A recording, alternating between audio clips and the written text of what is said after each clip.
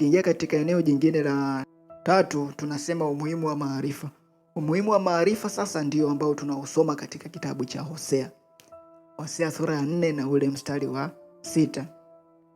Maarifa yanakusaidia kuwa na awareness of the situation, awareness of anything. Na ukiwa aware of the situation, sio rahisi sana kuangamizwa, kwa sababu unafahamu hicho kitu. Watu wanaangamizwa kwa sababu hawajui. Kwani matapeli wao wanafanyaje? Matapeli wao wanaangalia huyu mtu hafahamu eneo gani, au ana uaminifu katika eneo gani.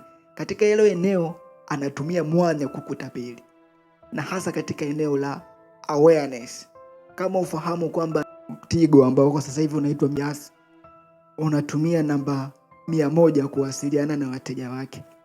Wewe umepigiwa na mtu namba yake inasema ni 0756 ambayo kimsingi ni Voda.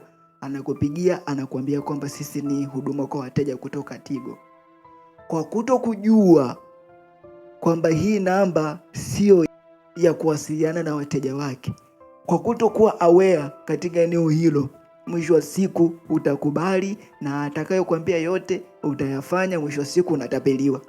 Hiyo ni nini? Kutokuwa na maarifa katika eneo hilo. Na ndio maana tunasema kwamba umuhimu wa maarifa, kuwa aware of the situation.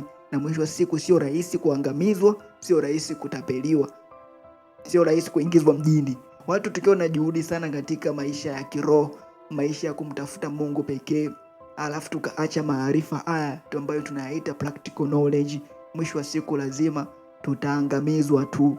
Na kuangamizwa huko Mungu anakuwa anatusikitikia. Ndio maana anasema watu wangu wanaangamizwa kwa kukosa maarifa.